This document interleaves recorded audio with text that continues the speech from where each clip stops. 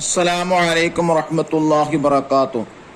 സുന്നി വിദ്യാഭ്യാസ board English medium സ്കൂളുകളിൽ 7ാം ക്ലാസ്സിലേക്ക് തയ്യാറാക്കപ്പെട്ട അഹ്കാമു തജ്വീദിന്റെയും അതിൻ്റെ വർക്കിന്റെയും 4ാമത്തെ ചാപ്റ്ററാണ് വായിക്കുന്നത്.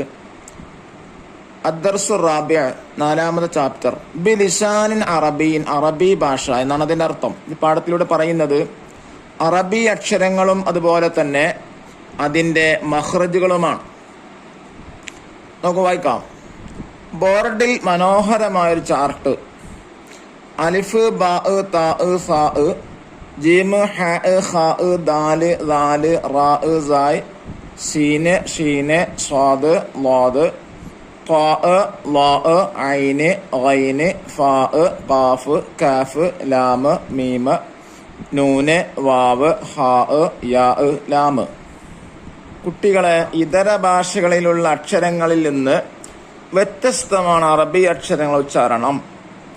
അറബിയിൽ മാത്രമുള്ള ഏതാനും അക്ഷരങ്ങളുമുണ്ട്. നിങ്ങൾ ചാർട്ടിൽ നിന്നവ കണ്ടെത്തി എഴുതുക. ഏതൊക്കെയാണത്? അറബിയിൽ മാത്രം ഉപയോഗിക്കുന്ന അക്ഷരങ്ങൾ സാ, ഹ, ഖ, ദാല്, സായ്, സ്വാദ്, ളാദ്, ഐന്, ഗൈന്, ത്വാ, ലാ, ഖാഫ്. ഈ അക്ഷരങ്ങളാണ് അറബിയിൽ മാത്രം ഉപയോഗിക്കുന്ന അക്ഷരങ്ങൾ. ഇനി നോക്കൂ, ഈ അക്ഷരങ്ങളുടെ മഖ്റജ് നമുക്ക് പഠിക്കാം. മഖ്റജ് 1 സാ, നാവിന്റെയും മേൽ മുൻപല്ലുകളുടെയും തല. ഇവിടെ നിന്ന് കാറ്റോട് കൂടി പുറപ്പെടുന്നു. ഇതാണ് സാഇന്റെ മഖ്റജ്. ഇനി ഹ, തൊണ്ടയുടെ മധ്യം. ഇവിടെ നിന്ന് കാറ്റോട് കൂടി പുറപ്പെടുന്നു. 3 ഖാ, തൊണ്ടയുടെ മുകൾ ഭാഗം. ഇവിടെ നിന്ന് കാറ്റോടുകൂടി തഫ്ഖീമായി പുറപ്പെടുന്നു. തഫ്ഖീം എന്ന് പറഞ്ഞാൽ എന്താ? കനപ്പിച്ച് ഉച്ചരിക്കുന്നതിനാണ് തഫ്ഖീം എന്ന് പറയാം. 4 ദാല്, നാവിന്റെയും മേൽ മുമ്പല്ലുകളുടെയും തലകൾ. ഇവിടെ നിന്ന് കാറ്റില്ലാതെ പുറപ്പെടുന്നു. 5ാമത്തത് സായ്, നാവിന്റെ കൂർത്ത അറ്റം. ഇവിടെ നിന്ന് താഴെയും മേലെയുമുള്ള മുമ്പലുകൾക്കിടയിലൂടെ പുറപ്പെടുന്നു. 6ാമത്തെ സ്വാദ്, നാവിന്റെ അറ്റവും മുമ്പലുകളുടെ ഇടയും. ഇവിടെ നിന്ന് തഫ്ഖീമോടെ പുറപ്പെടുന്നു. തഫ്ഖീം നേരത്തെ പറഞ്ഞു, എന്താണ്? കനപ്പിച്ച് കനത്ത സൗണ്ടിൽ പുറപ്പെടുന്നതിന് തഫ്ഖീം എന്ന് പറയാം. 7ാമത്തെ ളാദ്, നാവിന്റെ അറ്റവും മേൽ അണപ്പല്ലുകളും. ഇവിടെ നിന്ന് തഫ്ഖീമോടെ പുറപ്പെടുന്നു. 8ാമത്തെ ഐന്, തൊണ്ടയുടെ മധ്യം. ഇവിടെ നിന്ന് കാറ്റില്ലാതെ പുറപ്പെടുന്നു. 9ാമത്തെ ഗൈന്, തൊണ്ടയുടെ മുകൾ ഭാഗം. ഇവിടെ നിന്ന് കാറ്റില്ലാതെ തഫ്ഖീമോടെ പുറപ്പെടുന്നു. 10ാമത്തെ ത്വാ, നാവിന്റെ തലയും മേൽ മുമ്പല്ലുകളുടെ മുരടും. ഇവിടെ നിന്ന് കാറ്റില്ലാതെ തഫ്ഖീമോടെ പുറപ്പെടുന്നു. 11ാമത്തെ ലാ, നാവിന്റെയും മേലെ മുൻപല്ലുകളുടെയും തലകൾ. ഇവിടെ നിന്ന് തഫ്ഖീമോടെ പുറപ്പെടുന്നു. 12ാമത്തെ ഖാ, നാവിന്റെ മുരടും അണ്ണാക്കും. ഇവിടെ നിന്ന് കാറ്റില്ലാതെ തഫ്ഖീമോടെ പുറപ്പെടുന്നു. അപ്പൊ ഈ 12 അക്ഷരങ്ങളാണ് അറബിയിൽ മാത്രം ഉപയോഗിക്കുന്ന അക്ഷരങ്ങൾ. ഇതിന്റെ മഖ്റജുകളാണ്, അഥവാ അത് പുറപ്പെടുന്ന സ്ഥാനമാണ് പറഞ്ഞിട്ടുള്ളത്. ഇനി ദഫ്തർ ത്വാലിബ് നോക്കി തദ്രീബാത്തുകൾ ചെയ്യുക. ഇതിന്റെ കൂടെ തന്നെ ഇതിന്റെ തദ്രീബാത്തുകൾ ഉണ്ടായിരിക്കുന്നതാണ്. അൽ ഖിറാഅത്ത് വൽ ഹിഫ്ള്. ഒന്നാമത്തെ നഖർ സൂറത്തുൽ ബഖറ 191 237. ബഖറ സൂറത്ത് 191 മുതൽ 237 വരെ ആയുള്ള ആയത്തുകൾ മഅ മുറാഅത്തി മഖാരിജിൽ ഹുറൂഫി തർത്തീല. മഖ്റജിന്റെ അക്ഷരങ്ങൾ, മഖ്റജിൽ വരുന്ന അക്ഷരങ്ങൾ, അതായത് അക്ഷരങ്ങളെ മഖ്റജ് നോക്കി സാവധാനം പാരായണം ചെയ്യാനാണ്. 2ാമത്തത് നഹ്ഫദ് സൂറത്ത് യാസീൻ 23, 29. യാസീൻ സൂറത്ത് 23ാമത്തെ ആയത്ത് മുതൽ 29 വരെയുള്ള ആയത്ത് കാണാതെ പഠിക്കാനാണ്. വൽ വാഖിഅ 19, 26.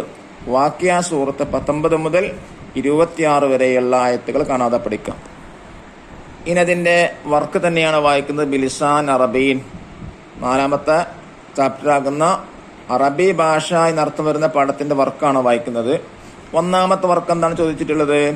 നുജീബു ബി കലിമത്തിൻ വാഹിദ, ഒറ്റവാക്കിൽ ഉത്തരം എഴുതാനാണ്. തൊണ്ടയുടെ മധ്യത്തിൽ നിന്ന് പുറപ്പെടുന്ന 2 അക്ഷരങ്ങൾ അതേതാണ്?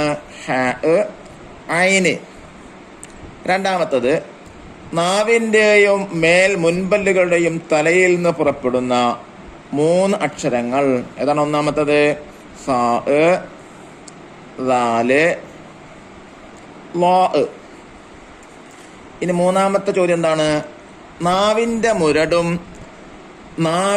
മുരടും അണ്ണാക്കും ഏതക്ഷരത്തിന്റെ മഖ്റജാണ്? ഖാഫ്. ഇതാണ് ഖാഫിന്റെ മഖ്റജാണ്. ഇനി നാലാമത്തെ ചോദ്യം, തൊണ്ടയുടെ മുകൾ ഭാഗത്ത് നിന്ന് കാറ്റോടുകൂടി തഫ്ഖീമായി ഉച്ചരിക്കേണ്ട അക്ഷരം ഏതാണത്? ഖാ. ഇനി രണ്ടാമത്തെ ആക്ടിവിറ്റി നോക്കൂ. നുക്കമ്മിൽ ഫിൽ ഇൻ ദ ബ്ലാങ്ക് ആണ്. ഒന്ന്, ത്വാഇന്റെ മഖ്റജ് നാവിന്റെ തലയും മേൽ മുൻപല്ലുകളുടെ മുരടുമാണ്. ഇനി രണ്ടാമത്തെ എന്താണ്? നാവിന്റെ അറ്റവും മേൽ മുൻപല്ലുകളും ലോദിന്റെ മഖ്റജാണ്.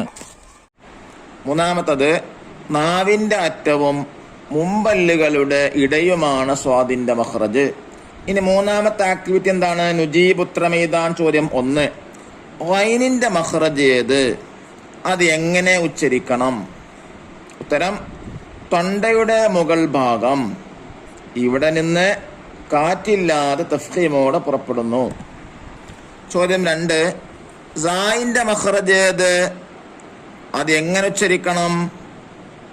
ഉത്തരം, നാവിന്റെ കൂർത്ത അറ്റം. ഇവിടെ നിന്ന് താഴെയും മേലെയുമുള്ള മുമ്പല്ലുകൾക്കിടയിലൂടെ പുറപ്പെടുന്നു. മൂന്നാമത്തെ ചോദ്യം, കാറ്റില്ലാതെ തഫ്ഖീമോടെ ഉച്ചരിക്കേണ്ട 3 അക്ഷരങ്ങൾ എഴുതുക. അതേതാണ്? ഖൈന്.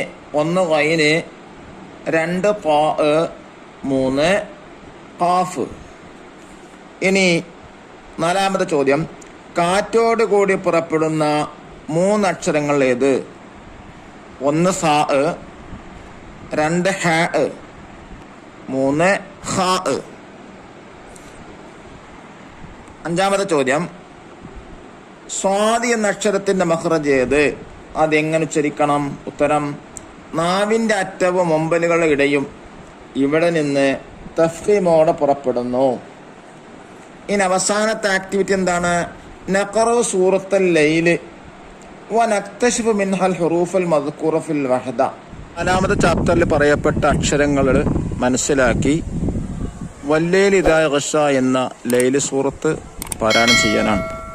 തആല നമുക്ക് തജ്വീദിന്റെ നിയമങ്ങൾ അനുസരിച്ച് മഖ്റജുകളൊക്കെ ശരിയായ മഖ്റജുകൾ അനുസരിച്ച് ഓതാൻ പാരായണം ചെയ്യാൻ അല്ലാഹു നമുക്ക് തൗഫീഖ് നൽകട്ടെ. അസ്സലാമു അലൈക്കും വറഹ്മത്തുള്ളാഹി വബറകാതുഹു.